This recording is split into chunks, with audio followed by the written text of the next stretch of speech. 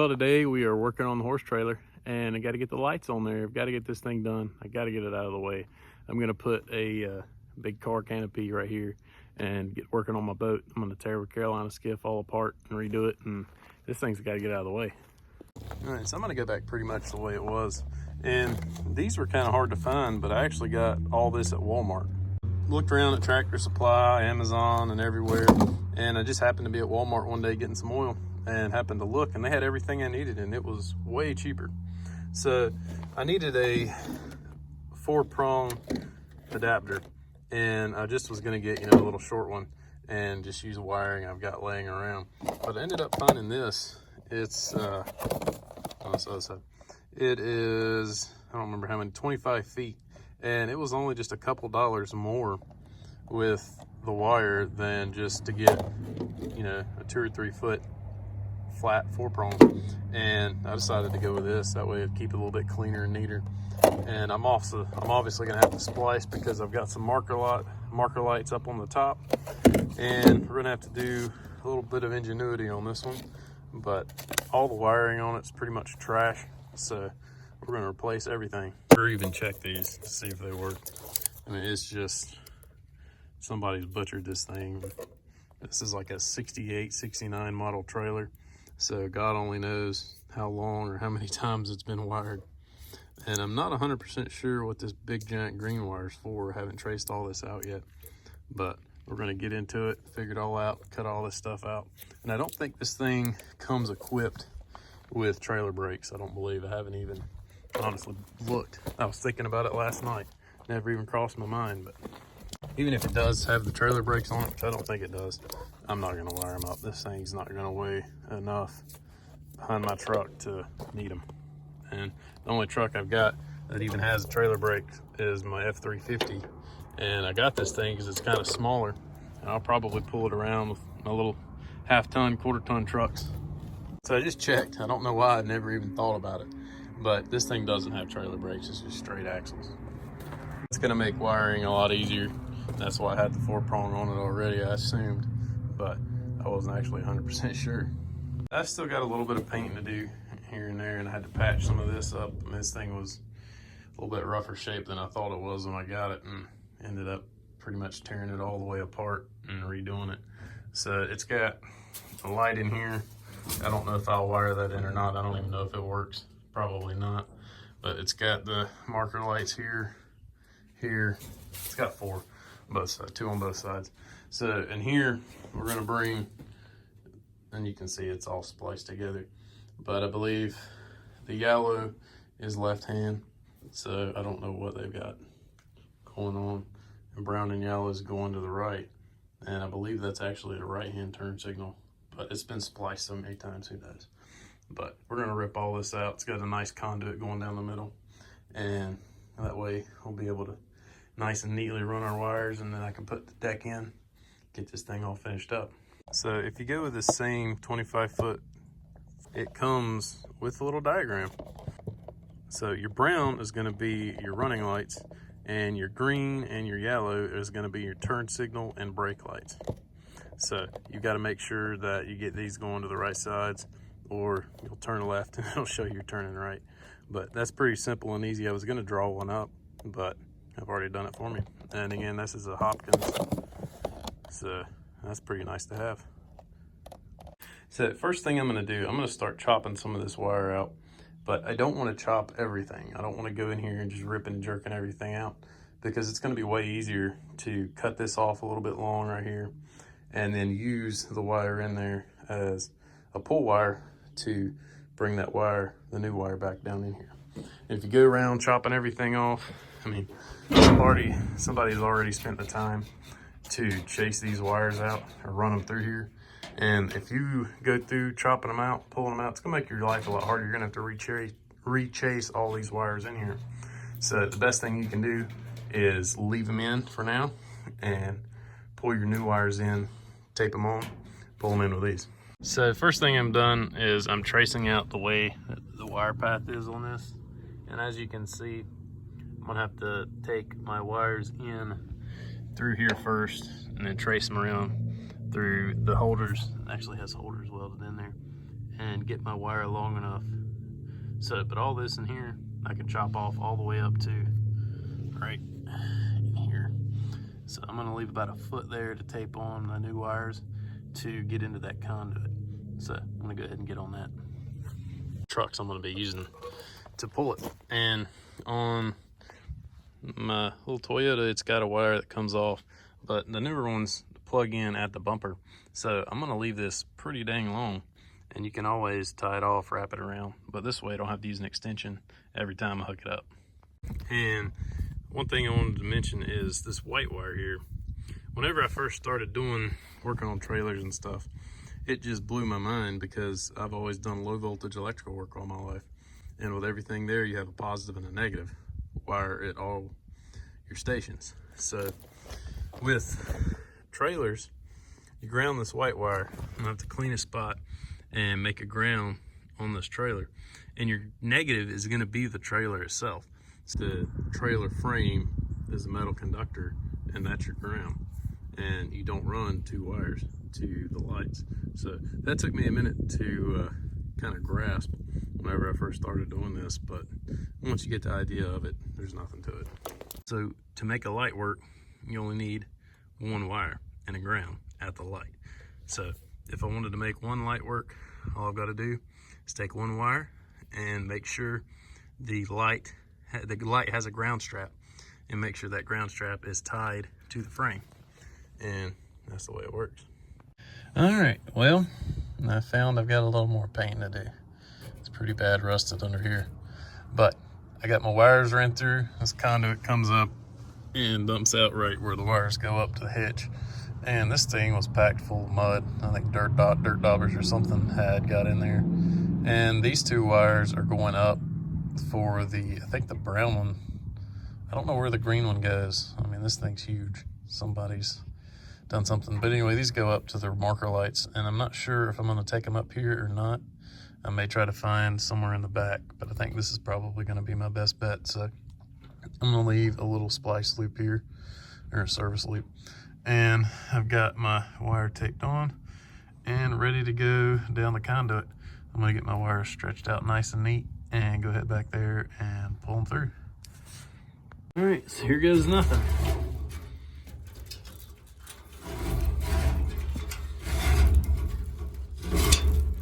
That's not good. Yep, something in the pipe.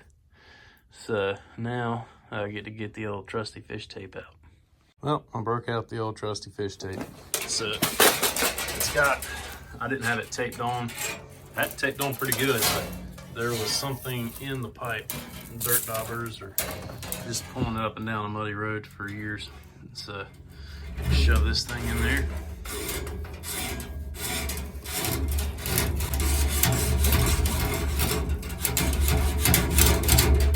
Should be there. Well, I got her hooked on. And the issue was the thing was caked full of mud. I thought I was all the way through coming this way, but I had to actually come back over here and push it in from this side and just beat the snot out of it because it was just packed full of mud, either from just going up and down the road or dirt daubers or something. All right, so now we've got to make our split. And like I just showed on the drawing, this is the right-hand light, and the green and brown go to the right-hand light. Yellow and brown go to the left-hand light. So this thing's got little loops here. Well, that one's what's left of it, but it'll still do the job. I just got to hold these wires up and make sure that they're not going to hit the road or get caught on anything going down the road or through the pasture or wherever in God's name this thing may go.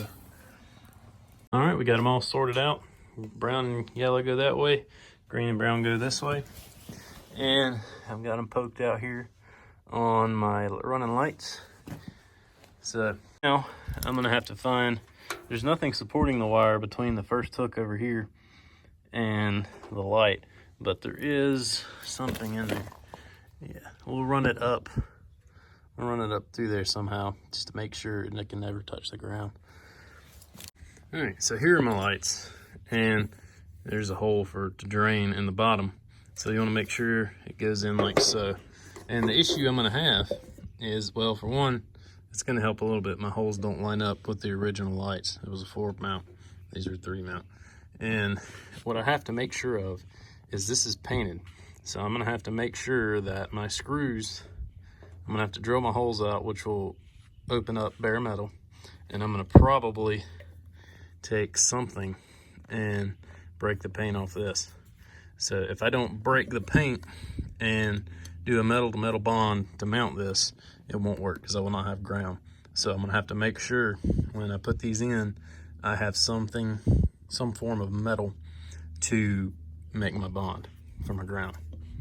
And I stripped my wires. You have to take them apart, and I just took the strippers and snipped the end of it and pulled them apart and stripped them down to about a 1/4 inch, and then twisted them real tight so they'll go in these little butt connectors. And I like using these butt connectors. They work really good, but the only issue is they're not watertight. So what I will do is I'll put these butt connectors on, and then I will put liquid tape to seal them. And I've also stripped the ones on the light. And brown is gonna go to brown, and red will go to my green, or on the other side it'll go to yellow.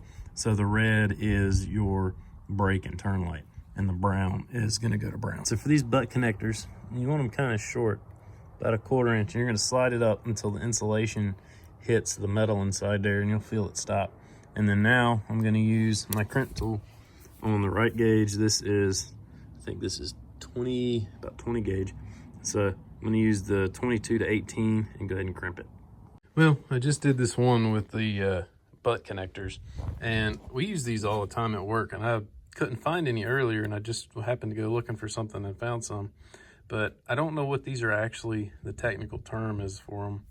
What we call them, I don't know where it came from. It's not the actual name of them. I have no idea what the background is on it, but we call them beanies. And I don't know if that's a technical term. I have no idea. But they're full of dielectric grease or some type of silicone that aids in corrosion prevention, and they work really good. And this is what I normally use. All you do is you strip your wires out about 3/8 of an inch, twist them together really good, slide them up in there, and just squeeze them with a pair of pliers. You don't want to squeeze them too hard and break the coating, but they work really good. I've only used these a couple times on trailers because I normally don't ever have them. If I have them, we always use them at work. And these things work really good, and they don't corrode. I don't know, there's some type of plate in there on both sides that's like a sleeve that has teeth on it, and it grabs the wires, holds them in tight. And all you do is twist these two together, and now you just slide the connector over them. You slide that over there. You want to make sure you get the insulation up inside about to there, and now you just squeeze them with a pair of pliers and you're done.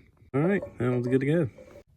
So we buy these things in, I think it's a couple hundred packs. So we buy them every once in a while, and anytime we're doing anything outdoors or something like that, we always use them. But we don't buy them enough that I can actually remember the proper term for them. And I don't know who started calling them beanies, but I have no idea. But that's what we use. We get them from State Electric Supply. All right, so what I'm gonna do is I'm gonna use rivets to put these in instead of using screws. Rivets are aluminum, and I'm hoping that they won't corrode as badly, and I won't have to mess with the lights as much on this one. So I've already got one in, and I drilled a 3/16 hole and kind of roughed and knocked the paint off the outside of that. And now all we gotta do is rivet it in.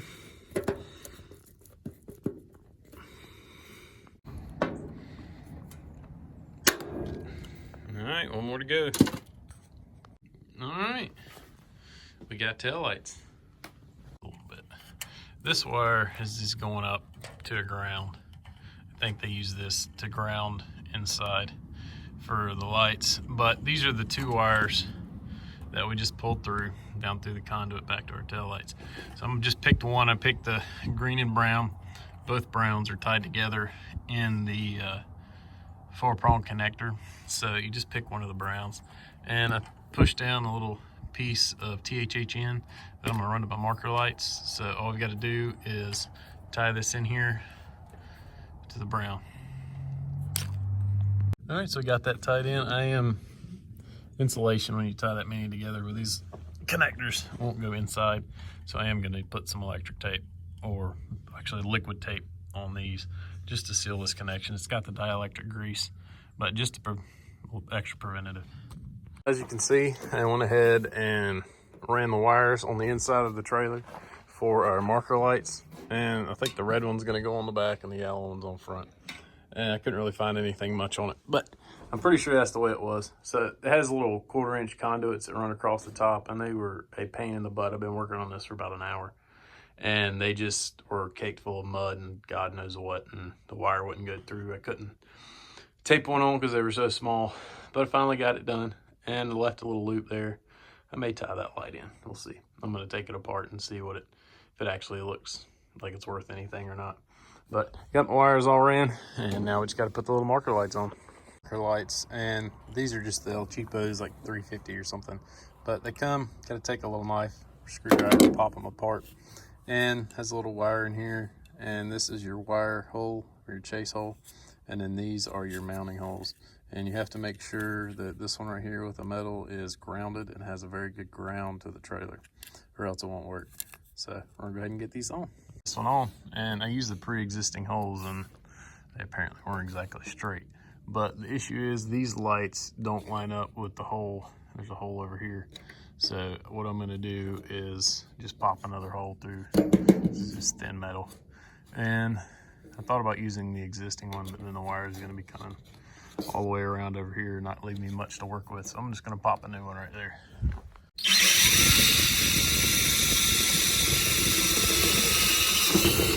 There we go. All right, we got them on. Now we just gotta wire them up. And as you can see, obviously, still gotta paint the roof. So, I don't know if you can tell, but the holes on this one are way off. So what I did, I took the drill, held it in my hand, and just walled out the plastic in one direction down to bring that light back up to level. Hooked up inside, and now all I've got to do is put my ground on. And I did not have, this is obviously 10 to 12, and this is a 14 gauge wire. Actually it's 16, but it is not quite right, but I'm not going to go buy a whole nother pack at the moment. So I doubled it up inside there, which it'll work, but it's not quite exactly what you want. So what I'm going to do is I'm going to put a rivet this to the frame, and I'm going to clean a little spot off, drill a hole right in here, and I'm going to try to get everything the length. So you don't want this shorter than your leads, you want it the same length. So when you stretch it out, it's all the same length here. So I went ahead and put it in, and I've got it good and clean, and I drilled the hole through, so the rivet's obviously going to be grounded, and I cleaned the bottom of it up, so should be good to go. Well, it's kind of hard to see in the daylight, but we got light, and we got tail lights as well. All right, we got right turn signal, and we got left. This is a success. We got it done, just in the nick of time. Time to go get some other things done today. So that's pretty much all there is to it. Well, we got it done, and the lights are working good. I did have one on the other side that the marker light that the bulb just blew instantly as soon as it came on, but it's probably that's what I get when I buy $3.50 marker lights. And it's the same for boat trailers, any kind of trailer, ground and positive, hook it to the truck and go. So hope you liked the video. Please leave a thumbs up and subscribe. We'll see you next time.